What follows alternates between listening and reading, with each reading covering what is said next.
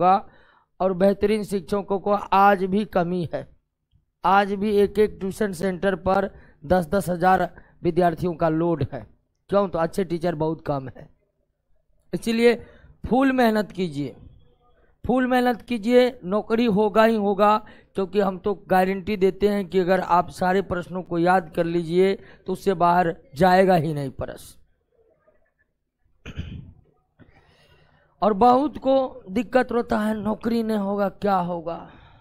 अरे नौकरी नहीं होगा जो अच्छा से मेहनत किया हुआ है, नौकरी नहीं होने के बाद भी बेहतर किया है। ऐसे एग्जाम्पल बारे पड़े, लेकिन आपको मेहनत करना पड़ेगा, जी तोड़ मेहनत करना पड़ेगा। दोस्तों, हम धातु पढ़ रहे थे और ये समझे थे कि प्रकृति में जितने तत्व हैं उन्हें गुणों के आधार पर धातु, अधातु और उपधातुओं में बांटा जाता है। मुख्य दो ही प्रकार के हैं, धातु और अधातु। उपधातु तो 2, 4, 5 है। तो गुणों के आधार पर तत्व को धातु और अधातु में बांटा गया है। और इसलिए अगर हमें तत्वों में धातु की पहचान करनी है तो हमें धातु के गुणों के बारे में जानना पड़ेगा। और धातु के भौतिक और रासायनिक गुणों को हम समझ चुके हैं कि धातु में क्या भौतिक गुण और रासायनिक गुण होते हैं।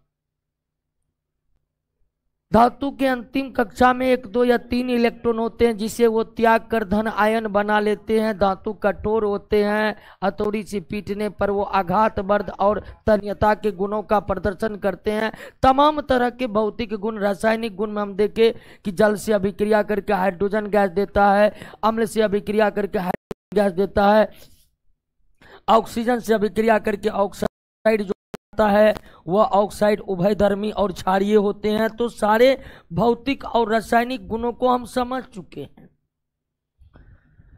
अब दोस्तों, धातु जो है वो वर्तमान समय में सभी वैश्विक अर्थव्यवस्थाओं की रीढ़ है, रीढ़। धातुओं के बिना मानव जीवन की आज कल्पना नहीं कर सकते हम। यकीन मानिए कि अगर लोहा हमारे पास नहीं रहता तो आज जो इतनी बड़ी अर्थव्यवस्था है यह कैसे रन करती। लोहा नहीं होता तो समझ जाइए क्या होता। क्या ट्रेन बन पाती? नहीं। क्या विभिन्न प्रकार के उपकरण बन पाते? नहीं बन पाते। तो धातु आज के समय में सभी अर्थव्यवस्थाओं की रीढ़ है, रीढ़। धातु के बिना वर्तमान समय में अर्थव्यवस्था को चलाया ही नहीं जा सकता है। और धातु की महत्ता इतनी अधिक हो चली है कि वर्तमान समय में हर उपयोग में आने वाली वस्तु में धातु होते हैं। धातु के बिना वो बन नहीं सकते हैं। और जिन देशों के पास धातु का जितना बड़ा भंडार होता है उस देश की शक्ति उतनी अधिक मानी जाती है। किसी देश के पास सोना का खान है बड़ा बड़ा, समझ जाइए वो देश अमीर है, वो देश वैश्विक लेवल पर अच्छा खासा मायने रखेगा। तो धातु की महत्ता इतनी अधिक है कि इनके बिना आप अपने जीवन को गतिशील बना ही नहीं सकते हैं, चला ही नहीं सकते हैं, अर्थव्यवस्था गमन ही नहीं कर सकता है। हर कार्य में धातु की चाहिए, आवश्यकता है। लेकिन हम जो विभिन्न धातु को उपयोग में लाते हैं, जैसे कि लोहा हो गया, जैसे कि एल्युमिनियम हो गया, ठीक है, एल्युमिनियम हो गया, तो हम भिन्न भिन्न धातुओं को जो उपयोग में लाते हैं वो धातु को हम जिस स्वरूप में उपयोग में लाते हैं उस स्वरूप में वो प्रकृति में मौजूद नहीं है। आपको लोहा चाहिए ना, तो लोहा कहीं पर फेंका हुआ नहीं कि वहां से उठा करके सीधा उसको सरकार बेचना चालू कर देगा। तो धातु जिस अवस्था में उपयोग में लाए जाते हैं उस अवस्था में वे हमारे प्रकृति में मौजूद नहीं है। उपयोग में धातु को उपयोग में लाने के लिए बहुत सारे प्रक्रियाओं से गुजरना पड़ता है।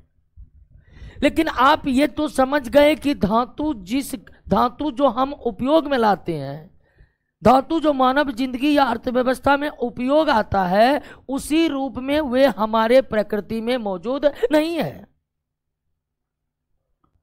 तो धातु इस प्रकृति में किस रूप में मौजूद है? धातु इस प्रकृति में दो रूप में मौजूद है, मुक्त अवस्था में और संयुक्त अवस्था में, मुक्त अवस्था में और संयुक्त अवस्था में। मुक्त अवस्था में धातु जो है वही है जो अभिक्रियाशील नहीं है, जैसे कि सोना हो गया, चांदी हो गया, ठीक है, प्लेटिनम हो गया, ठीक है, कॉपर हो गया। कॉपर भी मुक्त अवस्था में पाए जाते। तो मुक्त अवस्था में केवल गिने चुने धातु पाए जाते हैं, और ये सब धातु मुक्त अवस्था में इसलिए पाए जाते हैं कि ये अभिक्रियाशील है ही नहीं।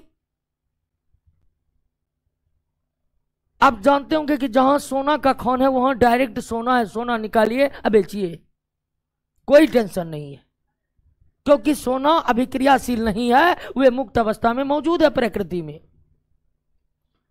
लेकिन इन सब धातुओं को छोड़कर अन्य सभी धातु किस अवस्था में मौजूद है? संयुक्त अवस्था में मौजूद है, यानी कि यौगिक के रूप में। यौगिक के रूप में आप कैल्शियम खोजने निकलिएगा, कहीं नहीं मिलेगा आपको, पृथ्वी पर मिलेगा कैल्शियम कार्बोनेट। इसको गर्मा करके कैल्शियम निकालिए। अब तो धातु जो है इस प्रकृति में मुक्त और संयुक्त अवस्था में मौजूद है, लेकिन अधिकांश धातु संयुक्त अवस्था में ही मौजूद है, यानी किस रूप में? यौगिक के रूप में। और ये कहां मौजूद है? ये दो जगह मौजूद है, पृथ्वी के भूपर पट्टी पर और दूसरा समुद्री जल में। भूपर पट्टी पर और दूसरा समुद्री जल में। तो हम जो भिन्न भिन्न धातु को अपने दैनिक जीवनों में इस्तेमाल करते हैं, उनमें अधिकांश धातु जो है उस रूप में नहीं है जिस रूप में हम इस्तेमाल करते हैं। वे धातु यौगिक के रूप में पृथ्वी के भूपर पट्टी पर या समुद्री जल में पड़ा हुआ है। अब पृथ्वी के भूपर पट्टी पर संयुक्त रूप में जो पड़ा हुआ है आपका धातु, यौगिक के रूप में जो पड़ा हुआ आपका धातु, उससे आपको धातु निकालना पड़ेगा। क्लियर हुआ? इतनी बात समझे कि नहीं समझे? कौन कौन से धातु मुक्त अवस्था में पाया जाता है, लेकिन अधिकांश धातु किस रूप में पाया जाता है? संयुक्त अवस्था का मतलब समझे कि नहीं? यौगिक के रूप में। और अधिकांश धातु जो संयुक्त अवस्था में यौगिकों के रूप में प्रकृति में मौजूद है, वो कहाँ मौजूद है? पृथ्वी के भूपर पट्टी और समुद्री। भूपर पट्टी समझ रहे हैं ना? पृथ्वी के ऊपरी परत को क्या कहते हैं? भूपर पट्टी कहते हैं, अंग्रेजी में क्रस्ट कहते हैं, क्रस्ट। तो यही दो जगह मौजूद है अधिकांश धातु संयुक्त अवस्था में। पृथ्वी के भूपर पट्टी पर, पृथ्वी के भूपर पट्टी पर या समुद्री जल में संयुक्त अवस्था में जो धातु पाए जाते हैं, उसे हम कहते हैं धातु का खनिज। क्या कहते हैं? धातु का क्या कहते हैं? खनिज कहते हैं। क्या कहते हैं? खनिज। पृथ्वी के भूपर पट्टी पर अथवा समुद्री जल में धातु जो संयुक्त अवस्था में पाए जाते हैं, उसे धातु का खनिज कहते हैं। उसे धातु का क्या कहते हैं? खनिज कहते हैं। और जिन खनिज से धातु कम खर्च में निकाला जा सके, जिस खनिज में धातु की मात्रा ज्यादा हो, जिस खनिज से धातु सुगमता पूर्वक निकाला जा सके, उस खनिज को हम क्या कहते हैं? अयस्क कहते हैं, ओएस कहते हैं, अयस्क कहते हैं, ओएस कहते हैं।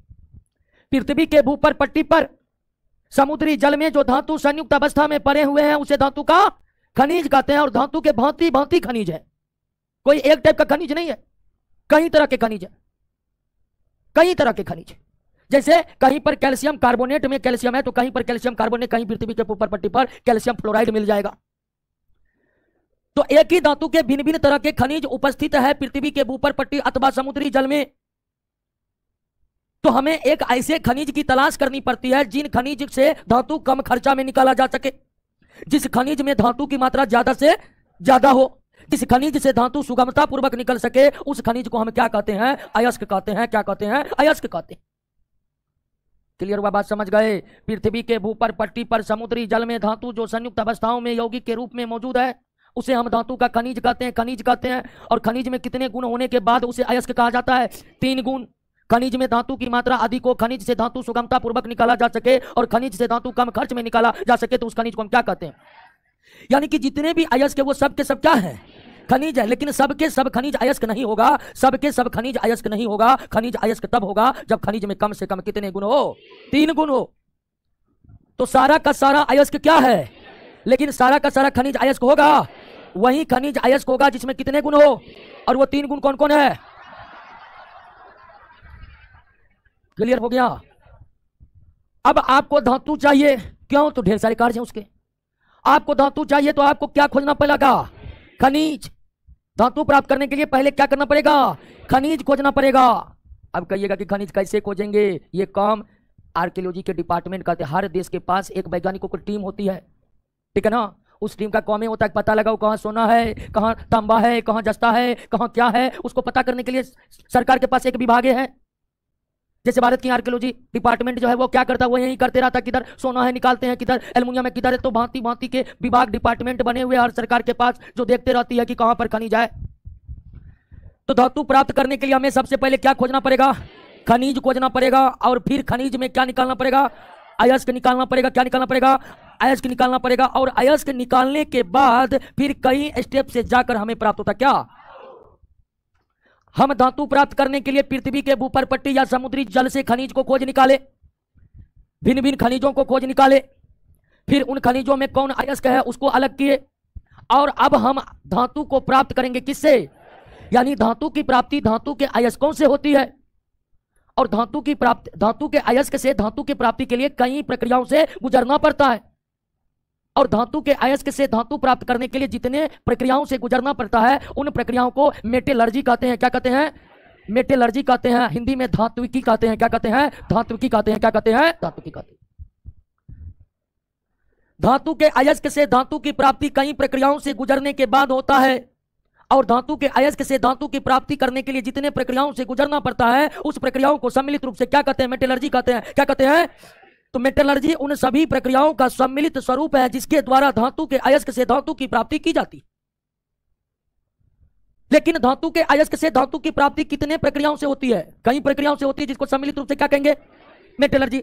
लेकिन कई प्रक्रियाओं में वे कौन कौन सी प्रक्रिया होने के बाद हमें धातु प्राप्त करना पड़ेगा? तो सबसे पहले होता है अयस्क की सफाई।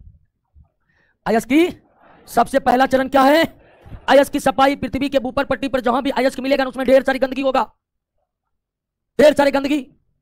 तो पहले अयस्कों से गंदगी को क्या करना पड़ता है? हटाना पड़ता है। यानी कि मेटलर्जी का पहला चरण है कि आप अयस्क को क्या करिए? साफ करिए। आप अयस्क को क्या करिए? साफ करिए। दूसरा चरण है अयस्क को धातु के ऑक्साइड में बदल देना। अयस्क को धातु के ऑक्साइड में बदल देना। अयस्क को धातु के ऑक्साइड में क्या करना? बदल देना। दूसरा चरण है। अब कहिएगा कि अयस्क को, यानी कि धातु के अयस्क को धातु के ऑक्साइड में क्यों बदल देना है? धातु के अयस्क को धातु के ऑक्साइड में बदल देने से हमें धातु को प्राप्त करना आसान हो जाता है। जैसे यहां पर मान लीजिए कि जिंक हाइड्रोक्साइड है, जिंक कार्बोनेट है, जिंक कार्बोनेट है और जिंक ऑक्साइड है। 3 है। तीनों में जिंक है कि ना है? लेकिन तीनों में जिंक निकालने में सबसे आसान होगा किसे? तो किसी भी अयस्क, किसी भी धातु को उनके ऑक्साइड से आसानी से प्राप्त किया जाता है, उनके अन्य यौगिकों के बदौलत। यानी कि इसके तुलना में इससे जिंक को अलग करना बहुत आसान होता है। इसीलिए दूसरा चरण में हम क्या करते हैं कि कोई भी अयस्क हो उसे हम किसमें कन्वर्ट कर लेते हैं? ऑक्साइड में। और जो अयस्क ऑक्साइड के रूप में है तो उसको कन्वर्ट करने को जरूरी नहीं है। बहुत से ऐसे अयस्क है जो ऑक्साइड के रूप में है। क्लियर हुआ बात की नहीं हुआ? क्लियर हुआ। तो पहला चरण मेटलर्जी का क्या है कि अयस्क में जो गंदगी है उसका क्या करिए? सफाई करिए। दूसरा चरण है कि अयस्क को धातु के ऑक्साइड में बदल दीजिए। अब तीसरा चरण है क्या? अवकरण। तीसरा चरण क्या है? अवकरण का मतलब होता है ऑक्सीजन को हटाना। अब ऑक्साइड अयस्क से ऑक्सीजन को हटा देंगे तो धातु में बचेगा जी। तो हम धातु के ऑक्साइड में बदलकर उस ऑक्साइड का क्या करते हैं? अवकरण करते हैं, रिडक्शन करते हैं। किसी यौगिक से ऑक्सीजन का अलग होना ही क्या कहलाता है? अवकरण कहलाता है। और बाकायदा यह पूरा का पूरा चैप्टर में पढ़ाए हुए अवकरण को। अब अपकरण करने के बाद जो है हमें धातु प्राप्त हो जाता है, लेकिन उस धातु का एक बार फिर से क्या करना पड़ता है, शुद्धिकरण करना पड़ता है। क्या करना पड़ता है? और शुद्धिकरण के बाद धातु तैयार है, आप उपयोग करिए, बाल्टीन बनाइए, लोटा बनाइए, उपयोग करिए। क्लियर हुआ? देख लिए धातु मिल गया कि नहीं दोस्तों? धातु बहुत उपयोगी है। धातु के बिना वर्तमान अर्थव्यवस्था, वर्तमान मानव जिंदगी को चलाया नहीं जा सकता है। लेकिन धातु जिस रूप में उपयोग में आते हैं उस रूप में वे प्रकृति में मौजूद नहीं है। कुछ धातु को छोड़कर सभी धातु जो है वे संयुक्त अवस्था में पाए जाते हैं, संयुक्त अवस्था में पाए जाते हैं। तो धातु को प्राप्त करने के लिए सबसे पहले आर्कियोलॉजी की टीम पृथ्वी के भूपर पट्टी और समुद्री जल में धातु के भिन्न भिन्न खनिजों को खोजता है। फिर धातु के खनिज से हम अयस्क को प्राप्त करते हैं। फिर अयस्क को 4 चरणों में गुजारकर हमें किसकी प्राप्ति होती है? और अयस्क से धातु को प्राप्त करने के लिए जितना भी चरण है इन सब को सम्मिलित रूप से क्या कहेंगे? मेटलर्जी कहेंगे। क्या कहेंगे? मेटलर्जी का पहला चरण क्या है? अयस्क की सफाई। दूसरा चरण क्या है? अयस्क को धातु के ऑक्साइड में बदल देना। तीसरा चरण क्या है? अवकरण। चौथा चरण क्या है? शुद्धिकरण। और इन 4 प्रक्रियाओं से गुजरने के बाद आपको प्राप्त होगा धातु, तब उसका कोई उपयोग किया जाएगा, तब उसका कोई उपयोग किया जाएगा। क्लियर? ओके ओके, सब कुछ समझ गए ना? अब इन्हीं चारों प्रक्रियाओं को हमें समझना है, इन्हीं 4 प्रक्रियाओं को समझना है, मतलब आपको मेटलर्जी समझना है। और मेटलर्जी का पहला चरण क्या है? अयस्क की सफाई। अब तो हम पढ़ेंगे अब अयस्क की सफाई। अंग्रेजी में कहते हैं इसे इनरिचमेंट ऑफ ओयर्स। इनरिचमेंट ऑफ ओयर्स मतलब अयस्क की सफाई या अयस्क की समृद्धि। क्लियर? अब अयस्क की सफाई कैसे करते हैं, अयस्क साफ करने की कौन कौन सी विधि है, उसको समझने से पहले 3 शब्द को समझ लीजिए। ये परिभाषिक शब्द है और इसको आप समझ लीजिए। एक है गैंग। क्या है? गैंग। हिंदी में भी गैंग कहते हैं। दूसरा है फ्लक्स। दूसरा क्या है? फ्लक्स। और तीसरा क्या है? स्लैग। इन तीनों परिभाषिक शब्द को समझिए। उसके बाद हम देखेंगे कि अयस्कों की सफाई के लिए कौन कौन सी विधि उपयोग में लाई जाती है। पहला शब्द है गैंग।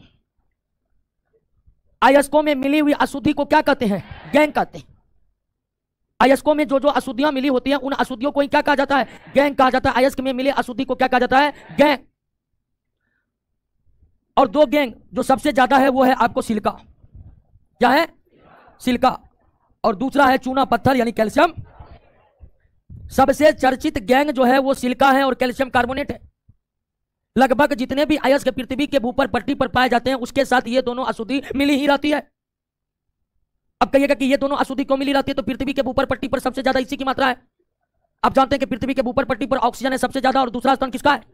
तो दोनों मिलकर सिलिका बनाते हैं। सिलिका यानी कि बालू। बालू ही रासायनिक रूप से क्या है? सिलिका। बालू जो रेत देख रहे हैं वो वास्तव में क्या है?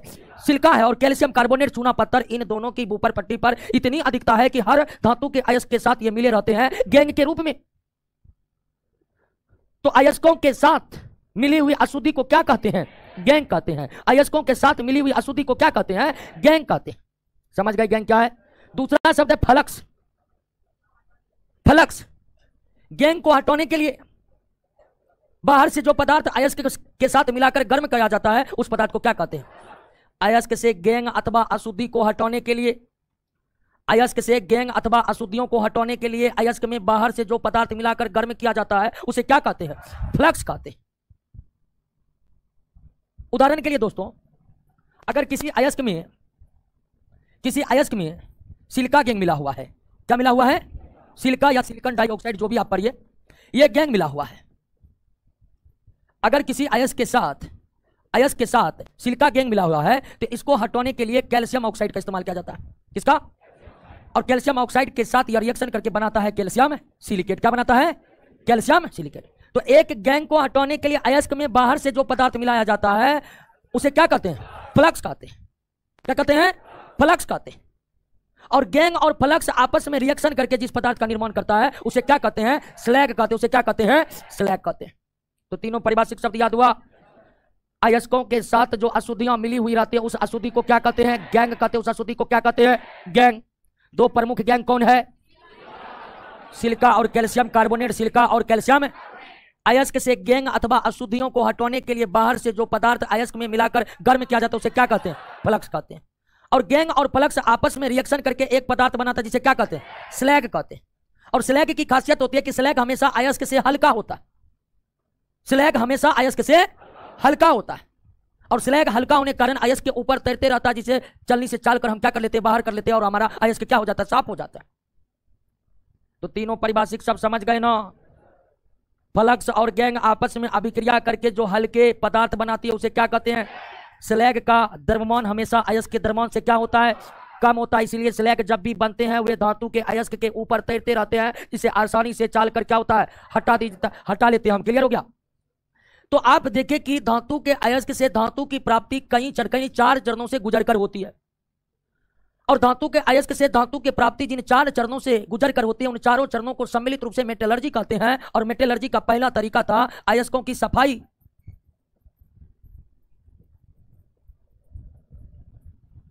अयस्कों की सफाई, इनरिचमेंट ऑफ ऑयल। सही कर लीजिएगा इनरिचमेंट को, इसीलिए तो लिख रहे हैं कि ताकि सही कर लीजिएगा। क्या करना है दोस्तों, अयस्क को क्या करना है, सफाइया करना है, सफाइया। अब दोस्तों अयस्क को साफ करने की कई विधि है, अयस्क को साफ करने की कई विधि है और कई विधि का जिक्र आपको 10वीं की किताब में किया पढ़े होंगे।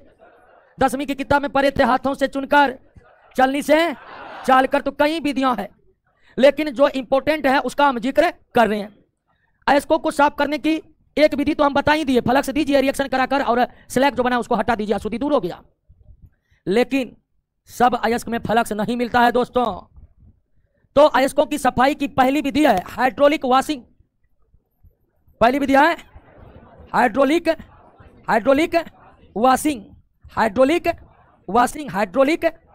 वॉशिंग। इसको हिंदी में क्या कहते हैं, द्रव चालित धुलाई। तो अयस्कों को साफ करने का जो पहला तरीका है वो है हाइड्रोलिक वॉशिंग। ये यादव जी का काहे दिमाग घूम रहा है जी, शांत रहिए दोस्तों, शांत रहिए। सावन चल रहा है, ये क्या क्या खा रहा है।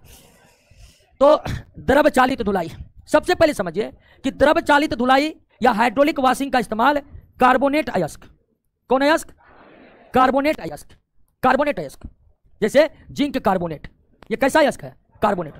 दूसरा ऑक्साइड अयस्क, दूसरा ऑक्साइड अयस्क। अब ऑक्साइड अयस्क जैसे कि लॉ ऑक्साइड Fe2O3, इसका नाम जानते हैं क्या है, कैलामाइन। इसका मान क्या है, कैलामाइन पढ़ते हैं। जिंक कार्बोनेट को क्या पढ़ते हैं, कैलामाइन। और ये लॉ ऑक्साइड इसको पढ़ते हैं क्या, हेमाटाइट। ये लोहा का अयस्क है। तो हाइड्रोलिक वॉशिंग या द्रव चालित धुलाई के द्वारा किन अयस्कों के अशुद्धियों को हटाया जाता है, कार्बोनेट अयस्क को और ऑक्साइड अयस्क को। कार्बोनेट एवं ऑक्साइड अयस्कों का इनरिचमेंट या शुद्धिकरण किस विधि से होता है, द्रव चालित विधि से होता है। कार्बोनेट अयस्क जैसे कैलामाइन, ऑक्साइड अयस्क जैसे हेमाटाइट के अशुद्धियों को किस विधि से दूर किया जाता है, द्रव चालित धुलाई से। अब द्रव चालित धुलाई में क्या होता है, हाइड्रोलिक वॉशिंग में क्या होता है, हाइड्रोलिक वॉशिंग में होता है कि अयस्क और उसमें मिली हुई क्या अशुद्धि, इनको क्रशर मशीन में पीसकर क्या बनाया जाता है, चूर्ण बनाया जाता है। क्या बनाया जाता है, चूर्ण बनाया जाता है।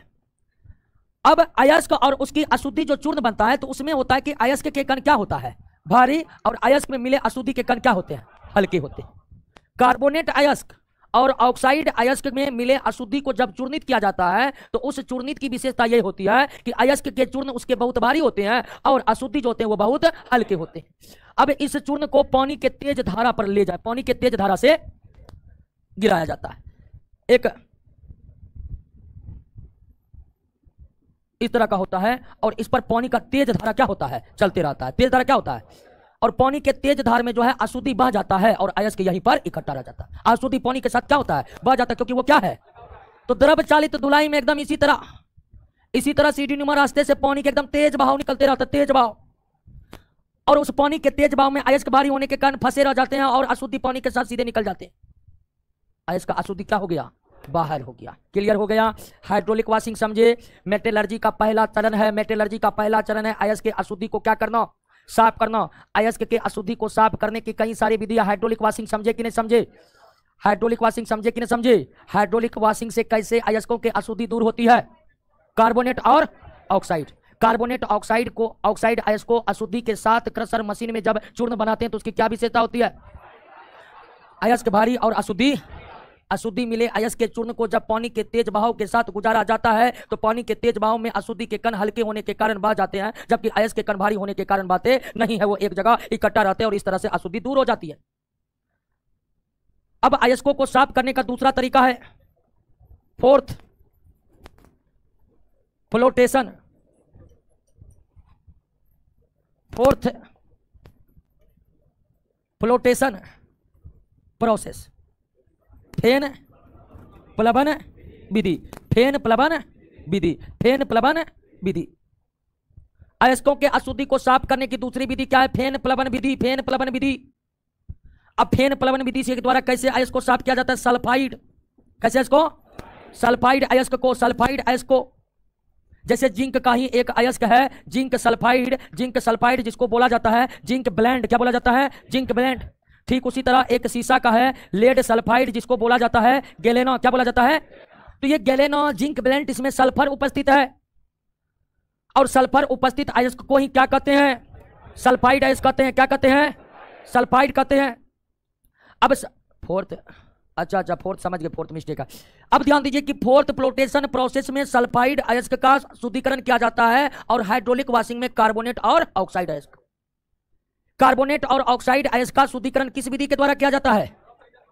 द्रव चालित विधि के द्वारा। और सल्फाइड अयस्क का सांद्रण किस विधि के द्वारा किया जाता है? फेन प्लवन विधि के द्वारा। किस विधि के द्वारा? फेन प्लवन विधि के द्वारा। यह भी जान लीजिए कि फेन प्लवन विधि के द्वारा कार्बोनेट और ऑक्साइड अयस्क की सफाई नहीं हो सकती है और सल्फाइड अयस्क का सफाई द्रव चालित धुलाई से नहीं हो सकती। अब आइए फोर्थ फ्लोटेशन प्रोसेस में क्या होता है। तो सबसे पहले हम सल्फाइड अयस्क और उनमें जो अशुद्धि मिली हुई है, उनमें जो अशुद्धि मिली हुई है उन अशुद्धियों को भी हम क्रशर मशीन में पीस करके क्या कर लेते हैं? चूर्णित बना लेते हैं, चूर्ण चूर्ण कर लेते हैं, छोटे छोटे टुकड़ों में ले आते हैं। और सल्फाइड अयस्क की जो अशुद्धि होती है उसका गुण जो होता है कि इसमें अयस्क के कण ही क्या होते हैं? हल्के होते हैं और अशुद्धि जो होते हैं क्या होते हैं? भारी होते हैं। कार्बोनेट या ऑक्साइड अयस्कों में आप क्या देखे थे? अयस्क भारी था, अशुद्धि क्या हो गया था? हल्का। लेकिन सल्फाइड अयस्क में सल्फाइड अयस्क ही भारी होता है, सल्फाइड अयस्क ही भारी होता है और अशुद्धि, सॉरी, सल्फाइड अयस्क हल्के होते हैं, सल्फाइड अयस्क हल्के होते हैं, अशुद्धि क्या होता है? भारी होता है। अशुद्धि क्या होता है? भारी होता है। अब आइए कि फोर्थ फ्लोटेशन प्रोसेस में क्या होता है। तो सबसे पहले एक टंकी रहता है दोस्तों, क्या रहता है? टंकी में पानी भरा रहता है। क्या भरा रहता है? और इसमें मिलाया जाता है पाइन का तेल जो चीड़ के पेड़ से प्राप्त होता है। किससे? पाइन का तेल इसलिए भरा जाता है ताकि ज्यादा से ज्यादा फेन उठे, ज्यादा से ज्यादा और भी फेन ज्यादा उठे। इसके लिए एक व्यवस्था की जाती है, बाहर से हवा का झोंका मारा जाता है, बाहर से हवा का झोंका मारा जाता है, हवा का झोंका इसमें जाता है और ज्यादा फेन उठता है। फेन प्लवन विधि में सब कुछ करेगा फेन। पानी में जितना फेन उठेगा उतनी आसानी होगी। तो पानी में ज्यादा से ज्यादा फेन उठने के लिए पहले क्या मिलाया गया? और भी ज्यादा फेन उठने के लिए क्या दिया गया? अब जब बहुत ज्यादा फेन बन जाते हैं तो तब ये जो चूर्ण बनाए हैं सल्फाइड अयस्क अशुद्धि को इसमें डाल देते हैं। डाल देने के कारण अयस्क हल्के होने के कारण वो फेन के ऊपर आ जाते हैं और अशुद्धि भारी होने के कारण नीचे बैठ जाते हैं, अशुद्धि भारी होने के कारण नीचे बैठ जाते हैं। और अयस्क जो फेन के साथ ऊपर आ जाते हैं उसको छान छान कर क्या करते रहते हैं? अलग करते रहते हैं। छान छान कर क्या करते हैं? अलग करते रहते हैं। और अशुद्धि टंकी के नीचे में बैठ जाता, अशुद्धि टंकी के नीचे में बैठ जाता। क्लियर? तो दो विधि समझ गए, हाइड्रोलिक वॉशिंग और फेन प्लवन विधि, फोर्थ फ्लोटेशन प्रोसेस। तीसरी विधि electro magnetic separation, electromagnetic separation यानी कि विद्युत चुंबकीय पृथक्करण विधि, विद्युत चुंबकीय पृथक्करण विधि। नोट में नहीं है? नहीं है क्या दिक्कत है? इसमें कोई जरूरी नहीं है, अपने आप समझ जाइएगा, इसमें कोई बहुत ज्यादा दिक्कत नहीं होगा। इलेक्ट्रोमैग्नेटिक सेपरेशन, विद्युत चुंबकीय पृथक्करण विधि, विद्युत चुंबकीय पृथक्करण विधि। अब ध्यान दीजिए कि इनके द्वारा ऐसे अयस्कों को साफ किया जाता है, ऐसे इस विधि के द्वारा ऐसे अयस्कों को साफ किया जाता है, ऐसे अयस्क को साफ किया जाता है जिनमें अशुद्धि में क्या हो? चुंबकीय गुण हो। अगर अयस्क और उसमें मिले अशुद्धि में किसी एक में चुंबकीय गुण है, किसी एक में चुंबकीय गुण है, तब उसका सांद्रण या सफाई विद्युत चुंबकीय पृथक्करण विधि से किया जाता है। ध्यान दीजिए, अगर अयस्क और उसमें मिली अशुद्धि जिसको गैंग भी कहते हैं, अयस्क और उसकी अशुद्धि में किसी एक में किसका गुण हो? चुंबकीय गुण का मतलब चुंबक की तरफ आकर्षित होने का गुण, इसी को क्या कहते हैं? चुंबकीय गुण। या तो चुंबकीय गुण अयस्क में होनी चाहिए या तो चुंबकीय गुण अशुद्धि में होनी चाहिए। किसी एक में चुंबकीय गुण मौजूद है तब हम उसे अयस्क को विद्युत चुंबकीय पृथक्करण विधि के द्वारा साफ कर सकते हैं। यानी कि विद्युत चुंबकीय पृथक्करण विधि के द्वारा उन अयस्कों की सफाई की जाती है जिन अयस्कों में मिले अशुद्धि या खुद अयस्क किसी एक में चुंबकीय गुण पाया जाता हो। अब किसी एक में चुंबकीय गुण है तो इसको आसानी से चुंबक के द्वारा क्या कर सकते हैं, अलग कर सकते हैं। इसको छोटे छोटे टुकड़ों में तोड़ देंगे। अगर अयस्क में इसे छोटे छोटे टुकड़ों में तोड़ देंगे और उसको चुंबक के सामने में ले जाएंगे। अगर अयस्क में चुंबकीय गुण है तो अयस्क को चुंबक आकर्षित कर लेगा, अशुद्धि को छोड़ देगा। या अशुद्धि में ही चुंबकीय गुण है तो चुंबक अशुद्धि को खींच लेगा, अयस्क को छोड़ देगा और इस तरह दोनों सेपरेट हो जाएंगे।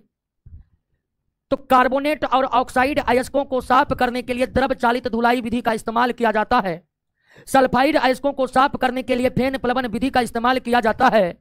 और अयस्क एवं उनके अशुद्धि किसी एक में चुंबकीय गुण मौजूद हो तब उसे विद्युत चुंबकीय पृथक्करण विधि के द्वारा साफ किया जाता है। क्लियर? चौथी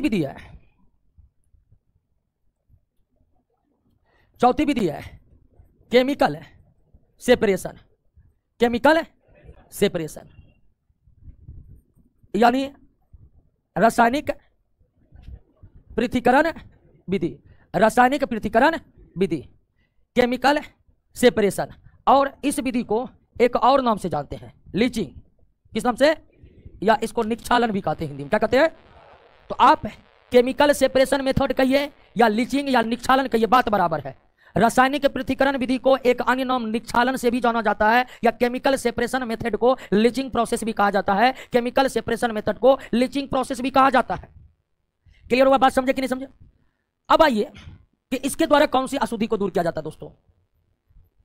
अब देखिए कि अयस्क और उनमें मिले हुए अशुद्धि अगर किसी एक में यह गुण हो कि एक पदार्थ किसी एक विलायक में घुल जाता हो या किसी एक विलायक से रिएक्शन कर लेता हो और दूसरा नहीं करता हो तब इस्तेमाल में लाया जाता क्या? रासायनिक पृथक्करण विधि या निक्षालन विधि तब इस्तेमाल में लाए जाते हैं जब अयस्क और उनके अशुद्धि के रासायनिक गुण क्या होते हैं? अलग अलग होते हैं। रासायनिक गुण क्या होते हैं? अलग अलग होते हैं।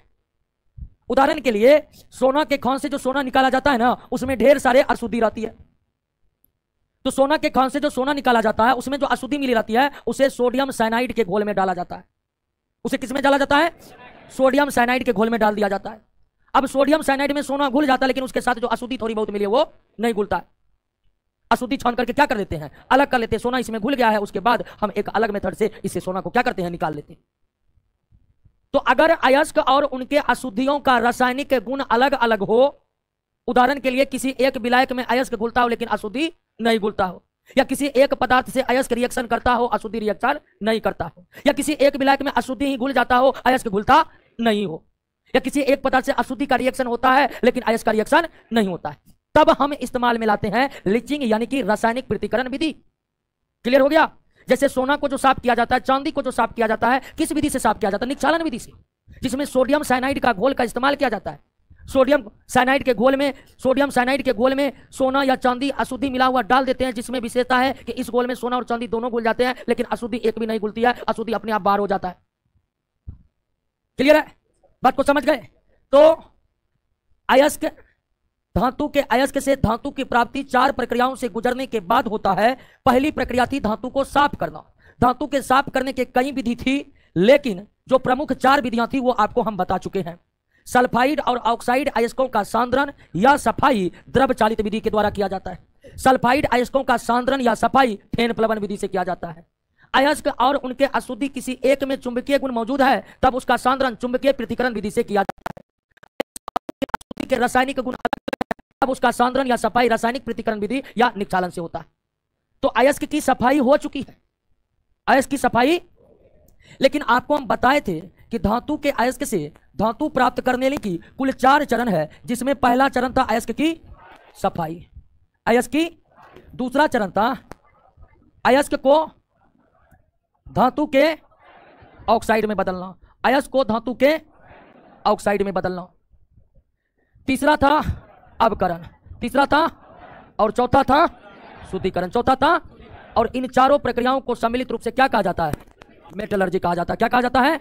मेटलर्जी कहा जाता है। तो मेटलर्जी का पहला चरण समझ गए।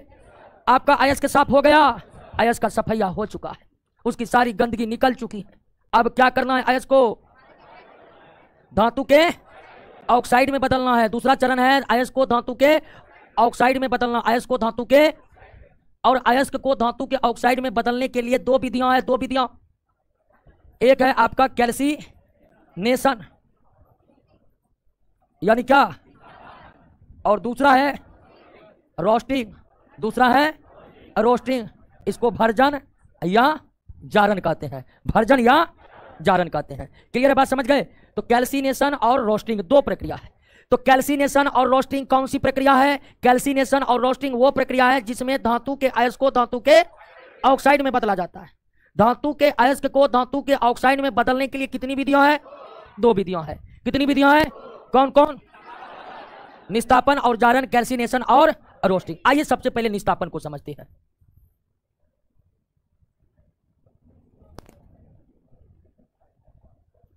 पहले आइए दोस्तों निस्तापन को समझ लीजिए। सबसे पहले यह समझिए कि निस्तापन के द्वारा कार्बोनेट अयस्क, कौन अयस्क? कार्बोनेट अयस्क। दूसरा ऑक्साइड अयस्क, दूसरा ऑक्साइड अयस्क, और तीसरा हाइड्रोक्साइड या हाइड्रेटेड अयस्क, जो भी कहिएगा, इनको ऑक्साइड में बदला जाता है। अब आप कहिएगा कि ऑक्साइड अयस्क को ऑक्साइड में बदलने क्या जरूरी है? तो ऑक्साइड अयस्क को ऑक्साइड में बदलने की जरूरी नहीं है, फिर भी थोड़ा निस्तापन कर देते कि थोड़ी बहुत अशुद्धि जो है वो क्या हो जाए, दूर हो जाए। तो निस्तापन धातु के अयस्क को धातु के ऑक्साइड में बदलने की एक विधि है। लेकिन निस्तापन द्वारा किस अयस्क को ऑक्साइड में बदला जाता है? तो कार्बोनेट अयस्क को और हाइड्रोक्साइड अयस्क को। जो ऑक्साइड अयस्क के रूप में ही है उसका भी एक बार क्या कर देते हैं, एक बार निस्तापन कर देने से उसमें जो वाष्पशील अशुद्धियां रहती है वो उससे क्या हो जाता है, बाहर निकल जाता है। तो ऑक्साइड अयस्क का भी एक बार निस्तापन करके उसे ऑक्साइड में ही रहने देते हैं। क्लियर हो गया? अब निस्तापन में क्या किया जाता है? एक तो आप जान गए कि निस्तापन के द्वारा किस प्रकार के अयस्कों को ऑक्साइड में बदला जाता है, कार्बोनेट अयस्क को और हाइड्रोक्सिक अयस्क को और हाइड्रेट अयस्क को। अब निस्तापन क्या है? निस्तापन एक ऐसी प्रक्रिया है जिसमें कार्बोनेट अयस्क, ये कार्बोनेट अयस्क है ना, जिसमें कार्बोनेट अयस्क या हाइड्रेटेड अयस्क, यह है दोस्तों बॉक्साइड, ये क्या है, बॉक्साइड, और यह है कैलामाइन, यह है आपका कैलामाइन जो जिंक का कार्बोनेट अयस्क है। यह है बॉक्साइड जो एल्युमिनियम का हाइड्रेटेड अयस्क। कार्बोनेट अयस्क या हाइड्रेटेड अयस्क, कार्बोनेट अयस्क या हाइड्रेटेड अयस्क या हाइड्रोक्साइड अयस्क को वायु की या ऑक्सीजन की अनुपस्थिति में, ऑक्सीजन की अनुपस्थिति में क्या करते हैं, गर्म करते हैं। अनुपस्थिति में क्या करते हैं, गर्म करते हैं। जब कार्बोनेट अयस्क को ऑक्सीजन की अनुपस्थिति में गर्म करते हैं तो ऑक्साइड और कार्बन मोनोक्साइड बन जाता है, ऑक्साइड और कार्बन मोनोक्साइड बन जाता है, और उसमें अतिरिक्त जल की मात्रा है तो वो भी क्या हो जाता है, बाहर निकल जाता है। अच्छा L2O3 क्लियर? अब देख रहे हैं ना, जिंक कार्बोनेट को वायु या ऑक्सीजन की अनुपस्थिति में गर्म कर जिंक ऑक्साइड में बदल देना क्या कहलाएगा, निस्तापन। बॉक्साइड को ऑक्सीजन या वायु की अनुपस्थिति में गर्म करके उसको ऑक्साइड में कन्वर्ट कर देना क्या कहलाएगा, निस्तापन। यानी कि निस्तापन के बारे में तीन बात तो याद रखिए ही रखिए। निस्तापन वह प्रक्रिया है जिसके द्वारा धातु के अयस्क को धातु के ऑक्साइड में बदला जाता है। निस्तापन वह प्रक्रिया है जिसके द्वारा धातु के अयस्क को धातु के ऑक्साइड में बदला जाता है। निस्तापन के द्वारा कार्बोनेट और हाइड्रेटेड अयस्क को ऑक्साइड में बदला जाता है। निस्तापन के द्वारा, निस्तापन में अयस्क को, कार्बोनेट या हाइड्रेटेड अयस्क को वायु की अनुपस्थिति में गर्म करके ऑक्साइड में बदला जाता है। क्लियर? समझ गए? कोई दिक्कत? कोई दिक्कत है ना? अब ऑक्साइड में बदलने की दूसरी विधि क्या थी? ऑक्साइड में बदलने की दूसरी विधि क्या थी दोस्तों? रोस्टिंग, भर्जन या जारन, भर्जन या जारन, भर्जन या जारन। अब भर्जन या जारन का इस्तेमाल सल्फाइड अयस्क को, किस अयस्क को, सल्फाइड अयस्क को ऑक्साइड में बदलने के लिए किया जाता है। रोस्टिंग का इस्तेमाल सल्फाइड अयस्क को ऑक्साइड में बदलने के लिए किया जाता है। बात मत करिए, समझिए, नहीं तो धातु उपयोग कर लीजिएगा, पता नहीं चलेगा कैसे आया हमारे पास। क्या अयस्क का सफैया हो गया जी, ऑक्साइड में ला रहे हैं। तो भर्जन जो है वह किस अयस्क का किया जाता है? अब देखिए कि निस्तापन के द्वारा कार्बोनेट, हाइड्रोक्साइड, ऑक्साइड, हाइड्रेटेड अयस्क को ऑक्साइड में बदल लेते हैं। ठीक उसी तरह भर्जन का इस्तेमाल किन अयस्कों के लिए होता है? सल्फाइड अयस्कों के लिए होता है। भर्जन का इस्तेमाल किन अयस्कों के लिए होता है? सल्फाइड के लिए। जैसे कि आपका जिंक ब्लेंड है, जैसे कि आपका सीने बार यानी मर्क्यूरियस सल्फाइड, जैसे कि गैलेनो। तो जब सल्फाइड अयस्क को ऑक्सीजन की उपस्थिति में गर्म करके, सल्फाइड अयस्क को ऑक्सीजन की उपस्थिति में क्या करके गर्म करके सल्फाइड अयस्क को ऑक्सीजन की उपस्थिति में गर्म करके ऑक्साइड में बदल देते हैं, ऑक्साइड में बदल देते हैं। तो इस प्रक्रिया को ही हम क्या कहते हैं? भर्जन कहते हैं, रोस्टिंग कहते हैं। और रोस्टिंग में सल्फाइड होने के कारण कौन गैस निकलता है? सल्फर डाइऑक्साइड का। इक्वेशन बैलेंस नहीं है, बैलेंस करिएगा तो करना पड़ेगा इसको बैलेंस, ठीक है ना। तो सल्फाइड अयस्क को वायु की उपस्थिति में गर्म करके ऑक्साइड में बदलने की प्रक्रिया को क्या कहा जाता है? भर्जन कहा जाता है। क्या कहा जाता है? भर्जन। तो दूसरा स्टेप भी समझ गए। पहला स्टेप था अयस्क की क्या करना? सफाई करना। दूसरा स्टेप क्या था? दूसरा स्टेप क्या था? धातु के अयस्क को धातु के ऑक्साइड में, और ऑक्साइड में इसलिए बदलते हैं क्योंकि ऑक्साइड से धातु को निकालना बड़ी आसान है धातु के किसी अन्य यौगिकों के तुलना में। तो आपने धातु के अयस्क को ऑक्साइड में बदलने की दो विधि का जिक्र किए। आइए इन दोनों विधि में अंतर को थोड़ा समझ ले। पहली विधि था कैल्सिनेशन और दूसरी विधि था आपको रोस्टिंग। दूसरी विधि था आपका रोस्टिंग, जारन। सबसे पहले आप देखिए कि यह मुख्यतः किन अयस्कों के लिए था? कार्बोनेट अयस्क के लिए, और दूसरा हाइड्रेटेड अयस्क के लिए। हाइड्रेटेड अयस्क उसे कहते हैं जिसमें जल के अणु लगे होते हैं, जैसे कि जिप्सम, जैसे क्या इसमें जल के अणु लगे हुए हैं। बॉक्साइड, बॉक्साइड का सूत्र होता है Al2O3 तो जिन अयस्कों में जल के अणु जुड़े होते हैं उसे क्या कहते हैं? हाइड्रेटेड अयस्क कहते हैं। क्या कहते हैं? तो निस्तापन के द्वारा किन अयस्कों को ऑक्साइड में बदला जाता है? जबकि जारन के द्वारा सल्फाइड अयस्क को ऑक्साइड में बदला जाता है। सल्फाइड अयस्क को ऑक्साइड में बदला जाता है। दूसरा अंतर था कि ये वायु या ऑक्सीजन की अनुपस्थिति में होता है, जबकि इस या वायु या ऑक्सीजन के उपस्थिति में होता है। तीसरा कि इसमें कार्बन मोनोऑक्साइड या जल मिला था ऑक्साइड के अतिरिक्त, और इसमें आपको कौन गैस मिला था? क्लियर हो गया? निस्तापन और जारन में क्या अंतर है? क्लियर हुआ? तो आपने क्या देखा? आपने देखा कि दो चरण क्लियर हो चुका है। अयस्क साफ हो चुका है द्रव चालित धुलाई, फेन प्लवन विधि, चुंबकीय पृथक्करण विधि और लीचिंग प्रोसेस के द्वारा साफ किए गए अयस्क को निस्तापन और जारन करके हमने उसे ऑक्साइड में बदल दिए। तीसरा चरण है क्या? अबकरण। तीसरा चरण क्या है? अबकरण है। तीसरा चरण मेटलर्जी का क्या है? अबकरण, रिडक्शन। तीसरा चरण है अबकरण यानी कि रिडक्शन। अबकरण यानी क्या? रिडक्शन। अबकरण वह रासायनिक अभिक्रिया है जिसमें किसी यौगिक से ऑक्सीजन का निकास हो जाता है। ऑक्सीजन परमाणु एग्जिट कर गया तो समझिए यौगिक का अबकरण हो गया, अबकरण हो गया। ऑक्साइड में तो बदला गया है ना। अब ऑक्साइड से ऑक्सीजन को खींचेंगे, धातु मिल जाएगा क्या? और ऑक्सीजन को खींचने के लिए क्या करना पड़ेगा? अबकरण। अब धातु के ऑक्साइड जो बना है उसका अबकरण करके हम धातु प्राप्त करेंगे। अबकरण भी तीन तरह से होता है। पहला है गर्म करके, पहला है जैसे मर्क्यूरस ऑक्साइड को आप गर्म कर दीजिए, सीधे गर्म कर दीजिए, मरकरी अलग, ऑक्सीजन निकल गया। उसी तरह सीनेबार नहीं, लेड ऑक्साइड को गर्म कर दीजिए, लेड अलग, ऑक्सीजन अलग। बैलेंस नहीं है, बैलेंस करेंगे, करना पड़ेगा। मिल गया धातु, लेकिन अभी यह पूरी तरह से शुद्ध नहीं है, इसमें अभी और अशुद्धि मिला हुआ है। तो अबकरण होता है सबसे पहले क्या? गर्म करके, यानी रिडक्शन बाय हीट। तो कुछ धातु के ऑक्साइड ऐसे होते हैं जिसको गर्म करने के बाद ही हमें धातु की प्राप्ति हो जाती है। केवल गर्म करने से ही उसका क्या हो जाता है? अबकरण हो जाता है। अबकरण का मतलब ऑक्सीजन का निकल जाना। तो कुछ धातु के ऑक्साइड को सीधे गर्म कर देने पर ही उसका अबकरण हो जाता है और हमें धातु की प्राप्ति हो जाती है। कुछ धातु के ऑक्साइड को सीधे गर्म करने पर उसका अबकरण हो जाता है और हमें धातु की प्राप्ति हो जाती है, हमें धातु की प्राप्ति हो जाती है। अब कुछ धातु का अबकरण जो है कार्बन के द्वारा करना पड़ता है। कार्बन जिसके लिए हम प्राय इस्तेमाल करते हैं किसका? कोक का। 90% 98% शुद्ध कार्बन को क्या कहते हैं? तो कुछ धातु के ऑक्साइड का कार्बन के द्वारा अपकरण होता है। किसके द्वारा अपकरण होता है? कार्बन के द्वारा अपकरण होता है। जैसे जिंक ऑक्साइड, इसको कोक के मिलाकर गर्म कर दीजिए, बन जाएगा जिंक और कार्बन मोनोऑक्साइड। जिंक मिल गया जी, मिल गया। बात को समझे कि नहीं समझे? अब कुछ धातु का अपकरण जो होता है एल्युमिनियम के द्वारा, कुछ धातु का अपकरण एल्युमिनियम के द्वारा अपकरण होता है। किसके द्वारा होता है? यानी कुछ धातु का अपकरण कार्बन के द्वारा नहीं होता। अब देखिए, कुछ धातु का अपकरण, कुछ धातु के ऑक्साइड को गर्म कर दिया, अपकरण हो गया। जिसका गर्म करने पर नहीं हुआ उसको कोक मिलाकर गर्म किया, अपकरण हो गया। और जिसका कोक के द्वारा अपकरण नहीं होता उसके द्वारा, उसे हम किसके द्वारा करते हैं? एल्युमिनियम के द्वारा। जैसे क्रोमियम ऑक्साइड, उसको कोक के साथ गर्म करिएगा, क्रोमियम ऑक्साइड का अपकरण नहीं होगा। इसको आप एल्युमिनियम मिलाकर गर्म कीजिए, आपका क्रोमियम अलग हो जाएगा, बनेगा एल्युमिनियम ऑक्साइड। तो निस्तापन और जारन के बाद जो हमें धातु के ऑक्साइड मिले, उस धातु के ऑक्साइड को अपकरण करके हमने धातु प्राप्त कर लिए हैं। अपकरण कुछ धातु के ऑक्साइड का सीधे गर्म करने के बाद हो जाता है, कुछ का कोक यानी कार्बन के साथ मिलाकर गर्म करने के बाद होता है, और कुछ का किसके साथ होता है? एल्युमिनियम के साथ। क्लियर?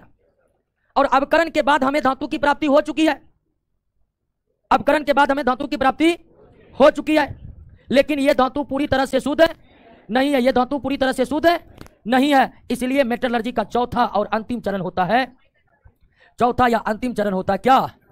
रिफाइनिंग। रिफाइनिंग, शुद्धिकरण। शुद्धिकरण यानी अपकरण के बाद जो आपको धातु प्राप्त हुआ है, अपकरण के बाद जो धातु प्राप्त हुआ है वो धातु पूरी तरह से शुद्ध नहीं है, उसका क्या करना पड़ेगा? शुद्धिकरण करना पड़ेगा। शुद्धिकरण, शुद्धिकरण, शुद्धिकरण, और शुद्धिकरण करने के भी कई तरीके हैं। पहला है लिक्विसेशन, इसको हिंदी में कहते हैं परिसमापन। शुद्धिकरण करने की तीसरा विधि, शुद्धिकरण करने की पहली विधि है आपका परिसमापन, लिक्विसेशन। अब लिक्विसेशन या परिसमापन के द्वारा वैसे धातु को शुद्ध किया जाता है जिसका मेल्टिंग पॉइंट बहुत कम है, जैसे जिंक का मेल्टिंग पॉइंट मात्र 419 डिग्री सेल्सियस है। क्लियर? अब परिसमापन में क्या किया जाता है? तो पहले एक बर्तन लिया जाता है, और बर्तन के नीचे में क्या रहता है? एक छिद्र रहता है, और बर्तन में एक छिद्र रहता है। इसको हम धातु, और उस धातु में थोड़ा सा क्या मिला हुआ है? अशुद्धि। सबसे पहले समझिए, परिसमापन के द्वारा वैसे धातु का शुद्धिकरण किया जाता है जिसका मेल्टिंग पॉइंट बहुत कम है और उसके अशुद्धि का मेल्टिंग पॉइंट बहुत ज्यादा है। अब इसको क्या करते हैं? गर्म करते हैं। क्या करते हैं? गर्म करते हैं। आप विद्युत देकर गर्म कीजिए, कोयला देकर गर्म कीजिए, गर्म करते हैं। गर्म करते हैं इतना कि सिर्फ धातु अपने मेल्टिंग पॉइंट को प्राप्त करे, अशुद्धि प्राप्त नहीं करे। तो इसके लिए उसे विद्युत भट्टी में ही गर्म करना पड़ेगा, क्योंकि कोयला तो मोनेगा नहीं कि धातु हो गया रुक जाए, लेकिन विद्युत भट्टी में हम कंट्रोल कर सकते हैं उष्मा को। तो हमने गर्म किया, लेकिन इतना ही गर्म किया कि धातु मेल्टिंग पॉइंट को प्राप्त किया, अशुद्धि मेल्टिंग पॉइंट को प्राप्त। अब धातु मेल्टिंग पॉइंट को प्राप्त करेगा तो वो पिघल जाएगा, अशुद्धि पिघलेगा? अशुद्धि पिघलेगा नहीं, धातु क्या हो गया? पिघल गया, बाहर निकलने लगेगा, धातु निकल गया, अशुद्धि उसी में रह गया। इसी विधि को क्या कहते हैं? परिसमापन। क्लियर? दूसरी विधि है शुद्धिकरण का क्या? आसवन। और तीसरी विधि है इलेक्ट्रोलाइसिस। तीसरी विधि है इलेक्ट्रो, और इस तरह से आपका धातु शुद्ध हो गया है। लेकिन कोई भी धातु अधिकतम कितना शुद्ध हो सकता है? 100% शुद्ध धातु प्राप्त किया नहीं जा सकता है। ज्यादा से ज्यादा आप 99.99 प्राप्त कर सकते हैं, लेकिन 100 नहीं होगा। क्लियर? समझ गए बातों को? चलिए, अब शरीर भी डोल रहा है मेरा। और ध्यान दीजिए दोस्तों, क्लास आज यहीं पर स्टॉप मार रहे हैं, 1 मिनट ध्यान दीजिएगा, कुछ घोषणा करना आप लोग बैठ रहिए। आपने क्या देखा कि हम अयस्क से धातु को क्या किए? निकाल लिए ना। अब अगले क्लास से एक एक धातु को डिटेल डिस्कस करेंगे, हड़बड़ाइएगा नहीं, चैप्टर बहुत बड़ा है, आप लोग प्रश्न बनाते जाइएगा। अब ध्यान दीजिए दोस्तों, 3 दिन आपका क्लास बंद रहेगा, सोमवार, मंगलवार और बुधवार। ठीक है? अब जानते हैं रोशन सर का दादी डेथ कर गए थे, तो उन्हीं कुछ वे व्यक्तिगत कार्यों में पूरी तरह से व्यस्त रहने वाले हैं। तो अब हमारी जो भी जिम्मेदारी आप तय करिएगा वही करेंगे। ठीक है? जाने के लिए कहिएगा, जाएंगे नहीं तो नहीं जाएंगे। लेकिन ध्यान दीजिए, सोम, मंगल और बुध का आपका क्लास करेगा बंद। बृहस्पतिवार को उसी जोश और जुनून के साथ क्लास यहीं पर 7:30 बजे से आपका होगा। तो बृहस्पतिवार को मिलिए, तब तक हमारे ऑनलाइन कोर्स से जुड़ते जाइए। सारे online class free of cost रहेगा, आप कोई भी क्लास को रिकॉर्डेड मोड में देख सकते हैं। क्लियर?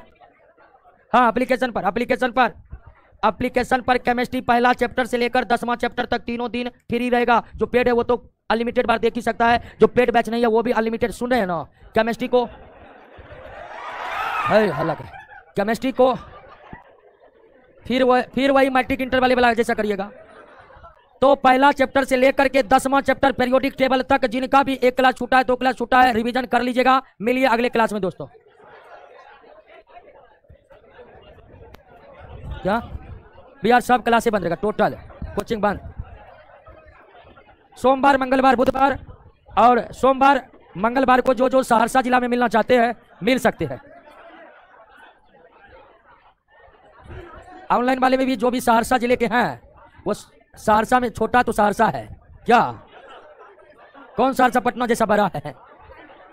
तो मिल सकते हैं। ठीक है दोस्तों, मिलिए अगले क्लास में।